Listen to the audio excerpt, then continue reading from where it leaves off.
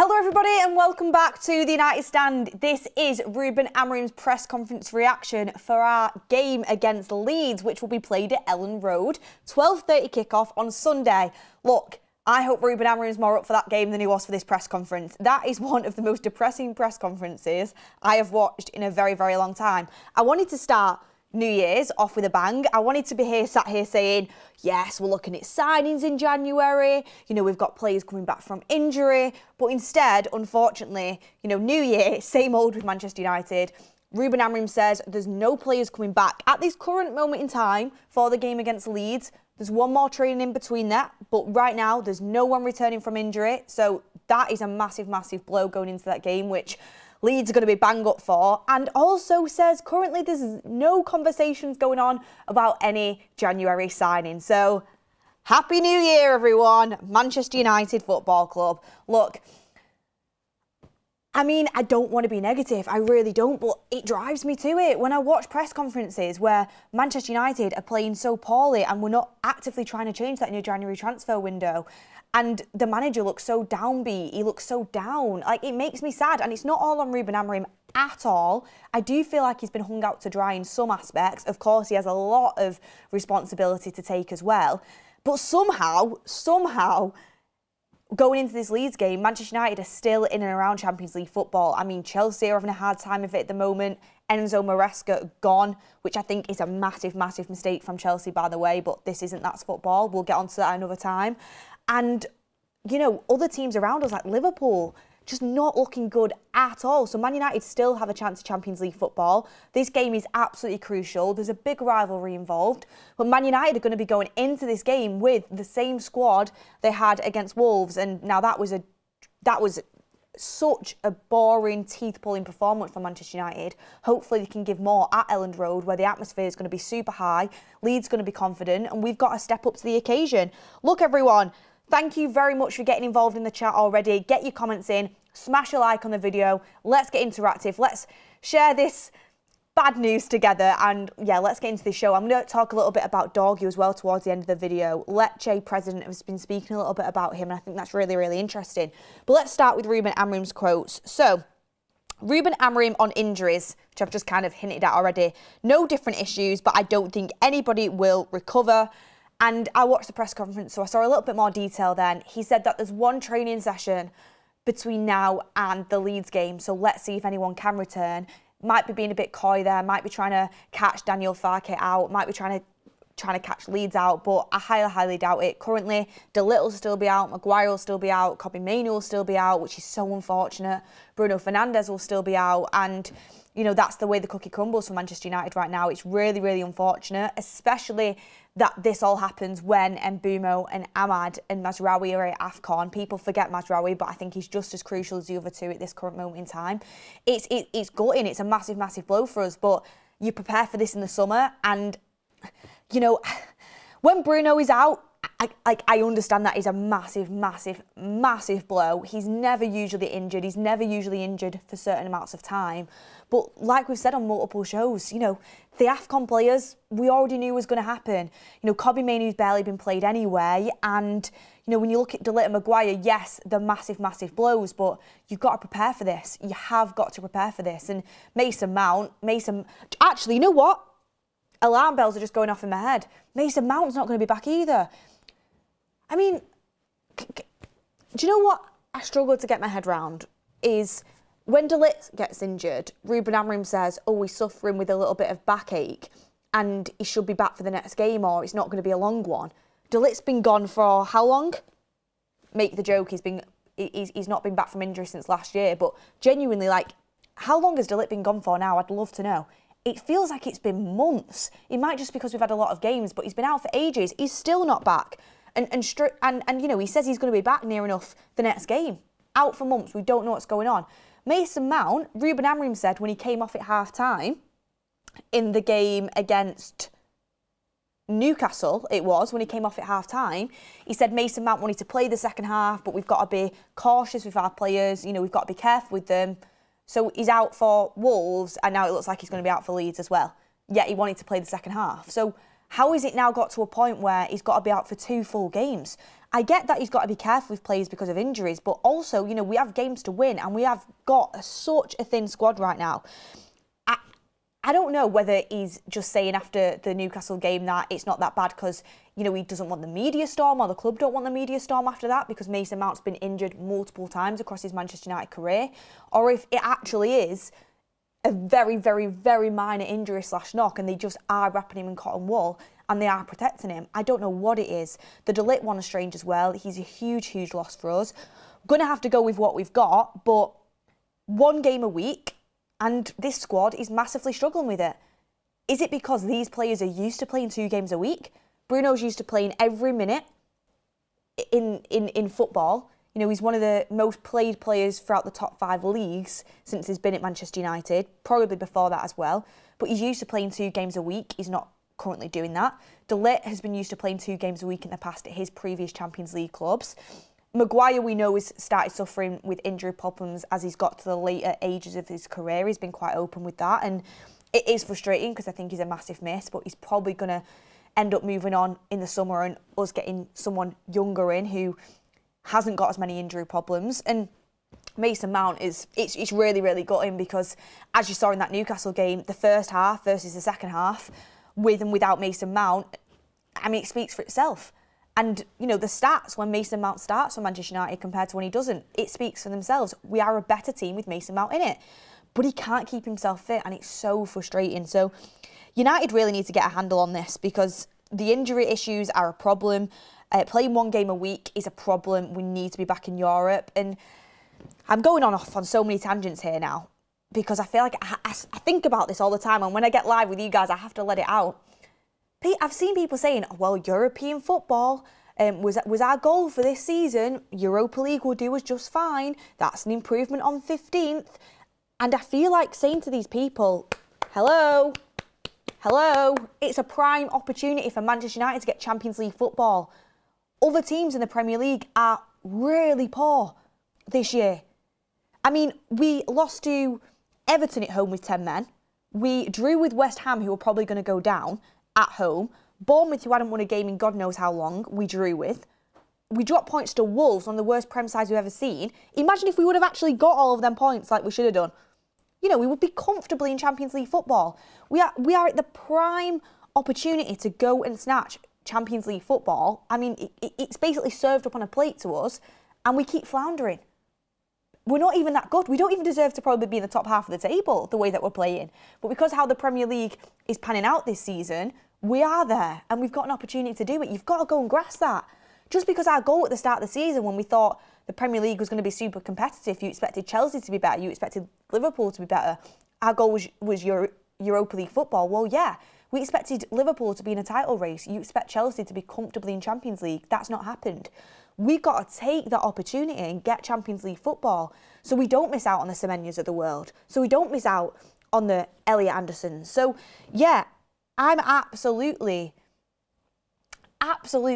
in the mindset that I want Champions League football because it's there. You adjust to your circumstances. So the fact that we might not be doing anything in January as well, it's really, really disappointing, especially when Champions League football is right there to be gone and got. Anyway, get your chats in, by the way. I'm going to come to them in just a second, just reading out a few more of Ruben Amorim's quotes so I get through them. Amorim on Leeds, he says, I've heard it's a big derby, a great environment, a big rivalry, and I know it means a lot to the fans. And, you know, he also got asked on whether when he stepped away from that Europa League final at the end of the season, whether he feels like the team he currently has is made improvements since that game, whether he feels like the team plays better, whether it's a better team. It was a good question from Simon Stone because I ask it to you guys. Do you feel like this team right now, the one, and you know, I'm just talking about Manchester United in general, forget the injuries, forget the players at AFCON. Do you think that Manchester United as a whole right now are a better team than what finished the Europa League final? I think they are. But I think it's because we've bought Lamens and Bumo, Cunha. And Sesko is made. I think Sesko is slightly better than the strikers that we had at the back end of last season. With Sesko, by the way, I actually think he's going to come good. I really liked a lot of what we're seeing against Wolves. Yes, he's missed some chances, but he's getting them chances, and I think he's looking better every game. I think once it clicks with Sesko, he'll start to kick on. I mean, it's not like having an Ollie Watkins. It's not like having that, an experienced Premier League striker, but he's getting better, and I can see something in him. It's just going to take a lot of time. But I think we're better because we've made some good signings. And I know there's so much more to come from Cunha. There's so much more to come from Mbeumo. I think there's miles more, buckets full more to come from Sesko. Lamens has made an instant improvement. But that's why I think we're better, personally. But Ruben Amorim had this to say on this question. We are playing better when we have a full squad. We are clearly attacking better. Of course, we want more and we should have more points. You know, he speaks about the fact we should have more points across the season. Should we? Should we? I don't want to be negative, but should we? You know, I look back through our games and the Aston Villa one, yeah, should have more points out of that game, probably should have got a draw. And then the Arsenal game, opening day of the season, could have won that, to be honest, and could have got a draw, but we didn't.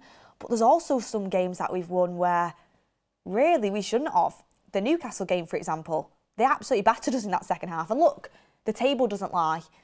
There is certain games where I wish we would have got more, but there's also last-minute penalty against Burnley at Old Trafford that gets you a win, where you might have dropped 2 points. So it equals itself out in the end, really. But in terms of the fact that we're scoring more goals, which we are, and we're playing better, which in the final third I think we are, I think we could be doing loads better. But yeah, you've bought two of the best attackers in the league in Mbeumo and Cunha, so we should be playing better. And that's not a slight on Amorim, by the way. Like, you've got to have better players to play better football. But I expect us to improve in other areas that we just haven't done.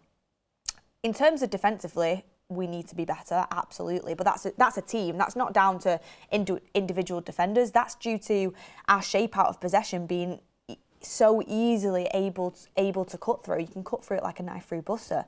So there's certain areas where we need to get a lot better as well. Yes, this season we're scoring more goals, but we were also conceding a lot of goals as well, which we really need to get a handle on.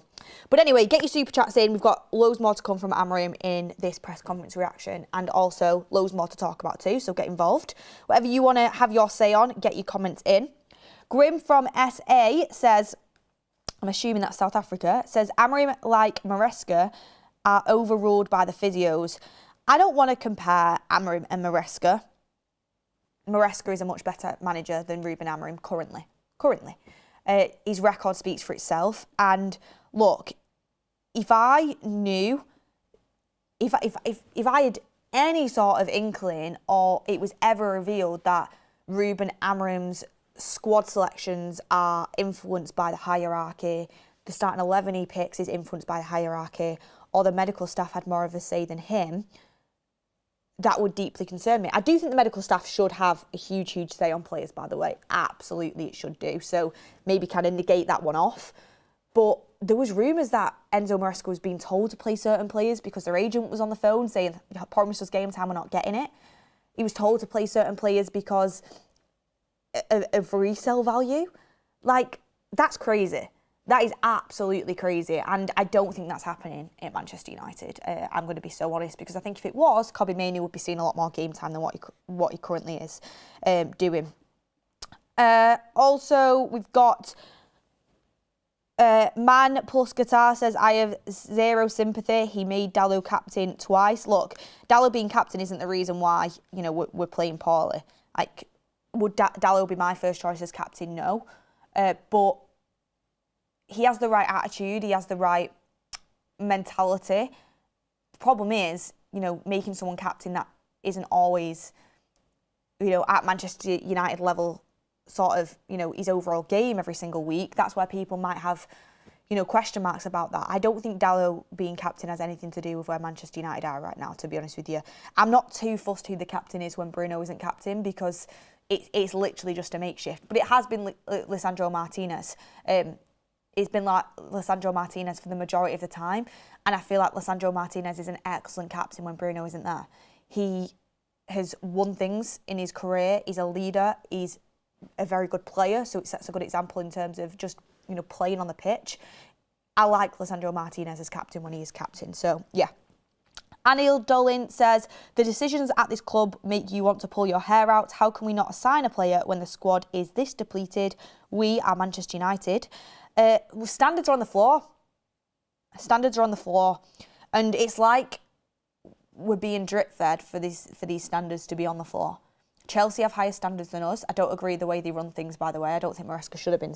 Well, it wasn't really sacked. It was mutual part of ways, wasn't it? But I think Chelsea should have tried to keep hold of him. I don't agree with the way they manage the club, but they have higher standards than us. Liverpool have higher standards than us. Man City have higher standards than us. Do you think if Pep Guardiola left Manchester City and they brought Ruben Amorim in and he had the record that he's having now at Man City, he'd still be in a job? Do you think that'd be acceptable? It wouldn't. And people will say, well, look at the team that Man City have. Well, look at the players that Man City have. Look at the squad that they have. And look at their history over the last few years. No, I absolutely get that. I absolutely get that. You know, Manchester United, you do need more patience. You do need more time because of where we've been to where we want to go. But the standards are low. Like, they are really, really low right now. And you look at the table and somehow we're in half-decent position on where we're at, which is crazy. But I also watch football with my eyes and I want to be entertained. I want to watch good football. I want to see us looking like a team that can dominate. Somehow, when you look at the Premier League table, Manchester United are in 6th place and level on points with Chelsea, which is mental to me. But when I watch us, we don't look like a team with any cutting edge, and we don't look like a team that should be playing Champions League football. I want to watch a game at Old Trafford and I want to walk away saying, wow, I can't wait. I can't wait for what's to come with this team. And that's where I've kind of got a little bit frustrated with it. And like I said, it's not all on Amorim. You know, apparently he wanted wing-backs in the summer. That's not been supplied. Apparently he wanted a midfielder. That's not been supplied. He wanted Watkins, an experienced striker. That's not been supplied. So it's not all on Amorim. It's not. But I do think certain decisions that he's made and the lack of good football seen makes it really, really difficult in this situation. Also, you can't really do everything in one summer, but surely the manager would have had some sort of say in what positions are prioritised. We'll never know, but you would have thought. Nos Gaming says, I highly doubt that Amorim has any more cards to play and the players can feel it. Well, when you lose games as often as you do and you drop points as often as you do, the players, you know, the belief will start to drop in the manager after this amount of period of time. I don't think it has yet. I think the majority of the dressing room is still absolutely behind Ruben Amorim. But your belief of when the process is going to get to a point of winning and feeling good when you know when you're playing, as a player you will wonder when that is going to happen. Like, you are going to wonder, oh, so we're suffering, but when are we going to start winning? Like, you will wonder that. And players have to take responsibility as well, of course they do. We also have a super chat in that says, Gallagher and Neves for 50 mil, Glazers out. C. Beck says, afternoon, Beth, even if United gets Champions League football, don't you think with our squad we would get laughed at? Well, yeah, but Champions League football ensures you more money, and it means that the ownership of this football club has to go out and seriously invest in this squad, because you need a squad that's deep enough for 2 games a week, and you need a squad that isn't going to be laughed at in the not in the Europa League. Don't manifest that. In the Champions League, you know, you need to go out and it'd be easier to attract them sort of players. You know, if you go to Elliot Anderson while he's in conversations with Man City because Man City want him, well, we can match the wage, and you're going to be starting every week as long as you continue the form that you're at now. Of course, we can never guarantee minutes, but our plan is for you to start every week. And we've got Champions League football as well. And this is a squad we're building to compete in the Champions League. It's a much better pitch. So you can get better players. You're forced to get better players because, you know, you're competing in that competition. And also you get more money to invest in the players, because Champions League equals a lot more revenue for the football club. Weekend Getaway says, Beth, I disagree with you about Maresca and Amorim. Chelsea have spent 400 mil. Haha. I like this one. I spent 400 mil more than Man United. If Amorim had the Chelsea team, he would have done better than Maresca. That is rubbish. I'm sorry. I mean, he might have done because you can never 100% know. But have you seen where that 400 mil has been spent for Chelsea? Have you seen that? Because I saw it yesterday and every single signing is probably a no, apart from like one or two. So that argument is null and void, to be honest with you. And also, if you look at Maresca's win rate at Chelsea, it's like 60%, and Amorim's currently is like 40, if not lower, off the top of my head. So that's not true. Let me just see if I actually have this list. Oh, by the way, Enzo Maresca brought Chelsea 2 trophies, brought them Champions League football back, and he has a 60% win rate at Chelsea. So that super chart, in my opinion, is just... You're entitled to your opinion, but I don't agree with it in the slightest. Like, these are the signings that Chelsea have made since Maresca took charge at Chelsea. So don't argue about the money situation with me. Bear in mind, he had basically zero say in most of these signings because, you know, Chelsea run the show behind the scenes, and Maresca just kind of had to go along with it, like most coaches do at Chelsea under that ownership. So, signings at Chelsea since Maresca took charge: Tosin, Kellyman, Estavo, Kellyman's named twice, Gay, the striker, Dewsbury Hall, Vega, Callum Wiley, Jorgensen, Anselmino, Pedro Neto, João Felix, Mike Penders, Sancho, Delap, Esugo, Gittins, Hato, João Pedro, Sarr, Buonanotte. They're the signings that have been made under Enzo Maresca at Chelsea. And Estavo, great player, but young, fresh, developing. Oh, you can also add Garnacho to that list as well. I don't think I said Garnacho. Pedro Neto, decent player. Trying to kind of look through any others. João Pedro, decent player. Good player. That's kind of all she wrote there. Like, that's not being fully backed, really. I mean, they've bought a lot and they've spent a lot, but a lot of what Chelsea does is so they can sell players on, so they can kind of make money that way. They invest a lot in a young pool of players, but they're not always ready to be used in the first team. It's, you know, some go back out on loan, some are brought in, you know, for resale value. That argument that Maresca has had more money, therefore he should be succeeding more, he's had very little say on the money that's been spent, and a lot of the players they bought with it aren't ready for the Chelsea team now. And Amorim has been backed. No, Amorim's not fully been backed, I've said that. You know, he's not had his wing-backs in yet, he's not had his midfielders in, but, you know, Mbeumo, Cunha, Lamens and Sesko, you know, especially Mbeumo and Cunha, they're very good players coming into the football club. And, you know, I do feel like with what the boost that we've had in the summer, we should be seeing a better football. I do feel like we should be seeing better football than what we're currently seeing. Norse Gaming says, what I meant to say was that Amorim is too stubborn to find a solution. We need a new manager with a new way of thinking. Dylan Hardman says, what are the chances that we sign anyone this month, Beth? Dylan, well, let me get on to this quote from Ruben Amorim. So he got asked about transfers in January and he said, the transfer window is not going to change. We have no conversations about changes in the squad. We are near the Champions League places, but we must focus on the next game. I must say, just to kind of give Ruben Amorim some back in here, he did also say, you know, there's another 8 or so teams that could get into the Champions League currently with the points that they're on, and that's a very close race in the Premier League. So just because we're in and around the Champions League places, well, there's other teams that are there as well. So, you know, we can't take that for granted. But the fact that he said, we have no conversations about changes in the squad, I really, really, really hope that he's just, you know, one of them where a manager says, no, we're not, I don't think we're going to do anything this January, and then you end up doing stuff because, you know, you just don't want to reveal the plan, you don't want to put it out there, you don't want to get fans' hopes up in case it doesn't happen. But I really hope that is the case, because I know the market isn't massively strong, but we should be trying to do something. We really should. Look, I'm a big believer in don't get anybody who, in a year's time, you're going to be scratching your head thinking, well, how do we move this player on? Like, I don't want to just waste money that we could spend on players that are starting 11 players just because it's January and we feel like we need players.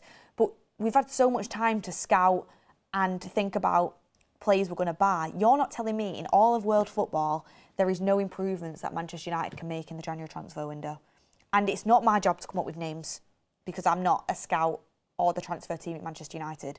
You're telling me in the whole of the world there is no players, midfielders, wing-backs that can help this Manchester United side in January? Come on. Come on. Like, I'm not buying any excuses. We need to invest. We need to ensure that we can get Champions League football, considering it's still there. And Amorim needs to be backed in the January transfer window if we continue. If the club decide they're going to continue with him as manager, he needs to be backed. He does need to be, because, you know, if we carry on with the squad we've got, Champions League football is hanging by an absolute thread. You know, if Chelsea go and back their new manager in January, you know, Liverpool might do some business in January. I don't think they will, but they might. Spurs have just sold Brennan Johnson. They might do business in January. They're not too far behind us. Like, that the thought of Champions League could slip through our fingers very, very quickly. So we've got to go and do something in January, and I'm hoping Amorim's just kind of saying that to calm everybody. We're not doing anything in January. No conversations. But then behind the scenes there is conversations and we are doing stuff. You know, that does happen in football. I hope that is the case. Although, I say, is he saying that to calm people down? That made me more frustrated, the fact that it feels like we're not going to do anything in January. So, yeah, let's hope it's just kind of mind games there. I don't want to read too much into it, but I'll be very, very, very, very, very disappointed if we don't. I'd be surprised if we don't. I feel like we have to go out and make January signings. I feel like we have to. I'm not asking for the world. I'm not asking us to go and sign Elliot Anderson and Angelo Stiller in the January transfer window. I understand that that's probably not possible right now. But there's some improvements that could be made. Amorim on Leeds, they have a lot of pace. Sometimes we struggle with pace. We've proved we can win any game in any context. They have different players in the front. They have good players and a good manager. It's going to be so difficult, that game against Leeds. You know, I watched them against Liverpool at the weekend and they had a couple of players missing, but they still did really, really well. Liverpool were pretty poor, to be fair with you, but Leeds held their own. Leeds are on a really good streak in the Premier League. Daniel Farke changed the way he was playing. He was under pressure. They look a lot better. I actually think they're going to stay up. I think West Ham's going to be the ones that go down. And they will be bang up for this game. Calvert-Lewin's in proper good form. I mean, he scored against Liverpool actually, didn't he? But it was ruled offside. He scored in the last, 6 games before that. They're a good team. We've got to be on it, and it's going to be difficult. Amorim on rivalries in England compared to Portugal. It's different. We have never experienced this. Different environment, different culture. It's hard to compare. Let's just focus on the game. When you play for United, you need to be ready for everything. You guys have the best league in the world. Every week there is a lot of draws. It is always tough. It is always tough. 100% it's always tough. He also got asked about the academy players and whether they're ready to play at Ellen Road, whether they're ready to take on an environment this hostile. And he says, we will look to everything, but young players need to be prepared. I will, of course, try to choose a team ready to play in Leeds. They have to handle it, a very hostile environment. It'll be hard for every player. We have experienced this with the noise in Bilbao. I was there. That noise was incredible, but he made a good atmosphere. He also, said that the young players, if they need to be used, will have to be prepared. They will have to be ready because there's no alternative. He also got asked, which I thought was really, really interesting, if any players have asked to leave, if they have come and knocked on his door and said, can I leave this January? And he said, nope, no one has asked, and I don't expect them to come to me and ask anything.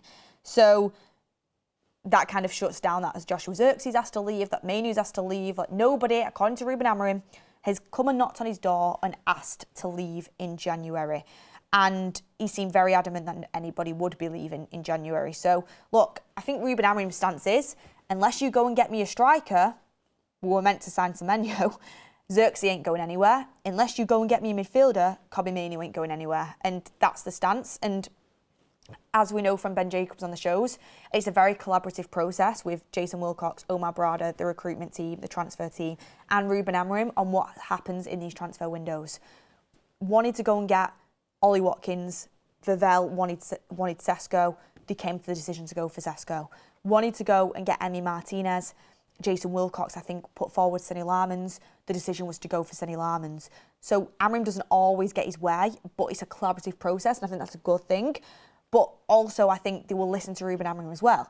Amorim doesn't want to go without another attacking option. So if you're going to let Xerxes go, get me a striker. And I think the club will take that on board. We're already light midfielders as it is. Mason Mount isn't always fit.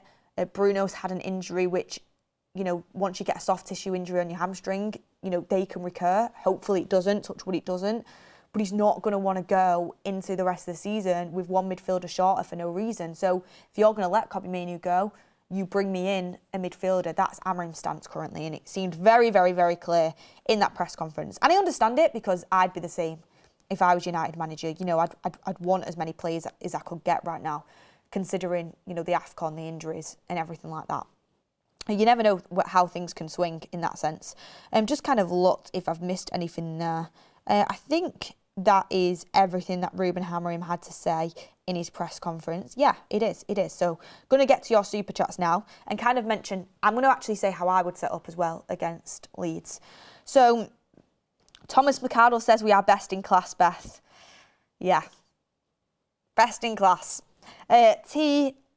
Lottie says we have 2 extra days of rest if we fail to win, ... Weekend getaways, but Amorim hasn't been backed either. He inherited a toxic team, only has had one window. All I'm saying is no manager will make a difference with these owners.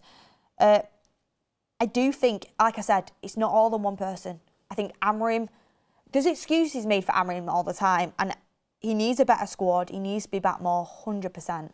Like, it's not all on him. I get that. But at the same time, he's, you can't just say, oh, it's all the owners. Like, the owners need to do more, but so does the manager. The reason we dropped points against Wolves was because of Ruben Amorim. I'm sorry, it was. He set us up in the wrong way. He set us up to nullify Leeds, who have 2 points on the board. I mean, he said it himself. He changed the formation, changed the positions after we'd just done well playing with a back four with Dorgu on the right wing, and he didn't really adapt it in game either.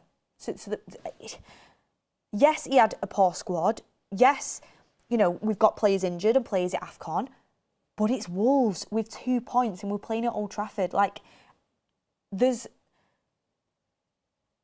here and then there's here. Ownership needs to do better. Absolutely agree. But so does Ruben Amorim. It's not just on one entity or person. And, I think a lot of parties need criticism in this as well.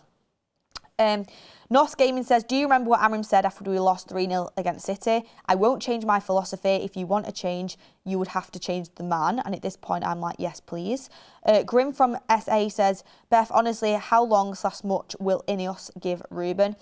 Honestly, not sure. Ben Jacobs, we spoke to him on New Year's Day, and he said that he will get at least a season to get European football, and Ineos, unless things went drastically wrong, would be extremely reluctant to change anything mid-season as they don't want to panic.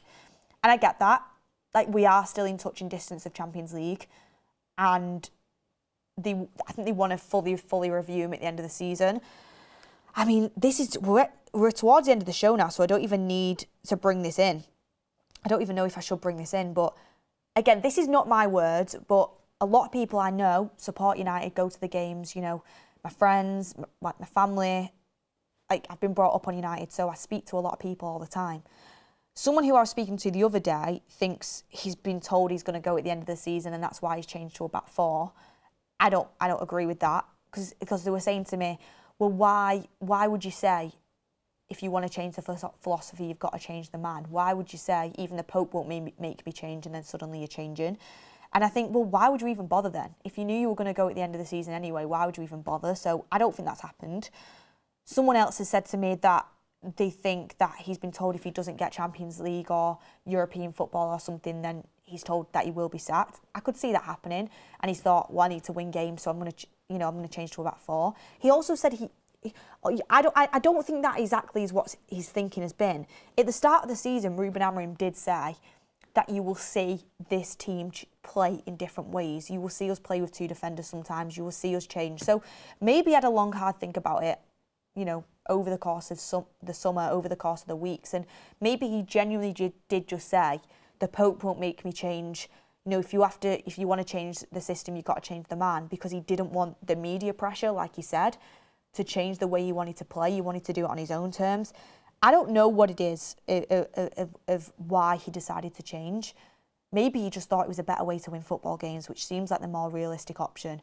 What I truly believe, I don't think changing to a back four has anything to do with the hierarchy or anybody telling him to do it. I don't. I think he's chosen to do it himself in that game.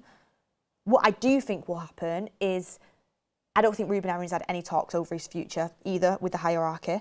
I think, based on people I've spoke to and based on just, you know, the news that's coming out and my own thoughts and feelings, is I think if he gets Champions League, he'll absolutely stay. I think he'll absolutely stay in charge of Manchester United.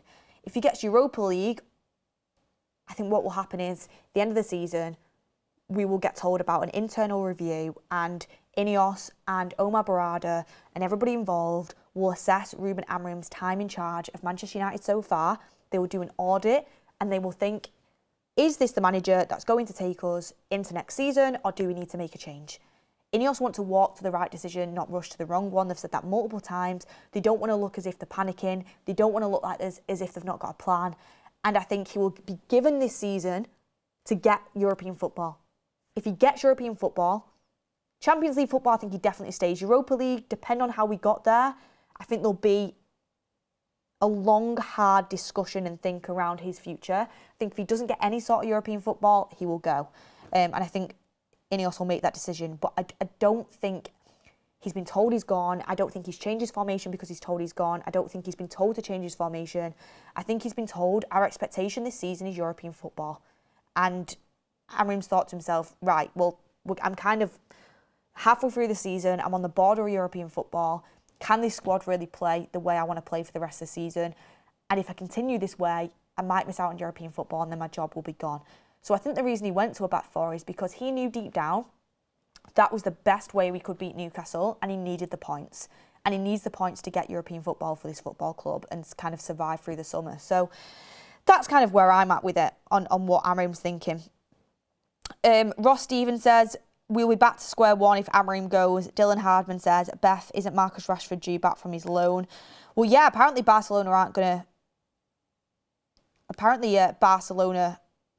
to permanently buy Marcus Rashford, but I don't think Marcus Rashford will come back to United and play next season unless, of course, there's a massive shift and Amorim does leave his job somehow and we have a new manager in that really wants him. But even if we get a new manager, I'd be surprised if Marcus Rashford came back. I feel like a lot has gone on there for him to come back and resume for Manchester United. But you never know. It might end up happening. Who knows what will happen? We can't predict the future. Fenkik says, no Europe means Amorim is definitely gone. Last but not least, I got so carried away there on so much different chatter. I just wanted to bring this in, which I found really interesting. So the Lecce president said this about Patrick Dorgu's move to Manchester United. It hurt because I had to contradict myself. I truly thought I wouldn't be selling anyone in January, but we didn't expect that increase from United. We were also taken aback by the English club's absolute unwillingness to postpone the deal until the following June. Technically, we were comfortable. At this historic moment, Dorgu was paradoxically a replaceable player.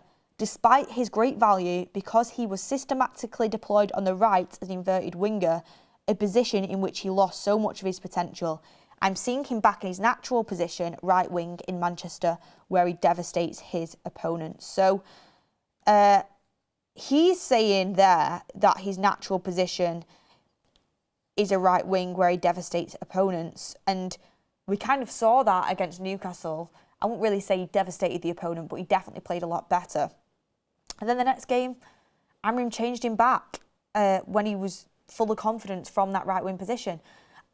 I just find it pretty baffling, to be honest with you. The one thing I will say is when he says his natural position is a right winger, at Lecce, he played 75 games as a left back, 42 games as left midfield, 10 games as a right winger, and 7 games as right midfield. So, you know, he played more time on the left than on the right at Lecce, even though he said he devastated his opponents on the right and it's his natural position. Look, I think Dorgu can play left wing back. I think he can play on the right. I think he can do, you know, multiple different positions.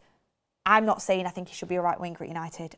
I don't think he should be. I think he should be, you know, either a left back or a right back or whatever. I don't think he should be playing on the wing. But I think it was so strange from Amorim when Dorgu's just had, you know, a man of the match performance. Well, he wasn't because Aiden Heaven got man of the match, but very, very good performance against Newcastle on the right where he looked full of confidence. We are massively struggling with an outlet in our front line without Mbumo, Ahmad. That the next game he puts him back at left wing back where he's previously struggled this season, and we have no pacey outlet on the break against the Wolves side that have 2 points. I found it so odd. But anyway, I just wanted to bring it in because I thought it was an interesting comment. Sanaka says, I might have misunderstood you, but it sounded like you didn't believe what Nos said. I can confirm Ruben did actually say that thing about his philosophy. No, I know he did. He said that if you want to change the philosophy, you'd have to change the man. I know he said that. So it is very, very strange how it's all panning out, but we'll never 100% know what happened with Aaron going to a back four. Maybe he just came to some realisation. I mean, he has said in a recent interview that if he was to start again, he'd do 75% of things differently. So maybe he's just changed his mind. Who knows? But look, everyone, that is Ruben Amorim's press conference reaction. I will be doing the road trip for the game against Leeds, so I'll give you more in that about my starting 11, my predictions, all things like that. Lastly, Adams Jarvis has put in, are we 100% no January signings? As it stands, Ruben Amorim said there's no plans in January to change the squad. So currently no January signings. Let's see what happens. Thank you everyone for watching the video. Thank you everyone for getting involved. Really wish I was more positive today, but Happy New Year to everybody watching. Stay with us. Hopefully 2026 will bring us better football, better positions, health and happiness. Thank you for watching. Happy Friday. Feels like a Monday, but happy Friday. And I will see you on the next one.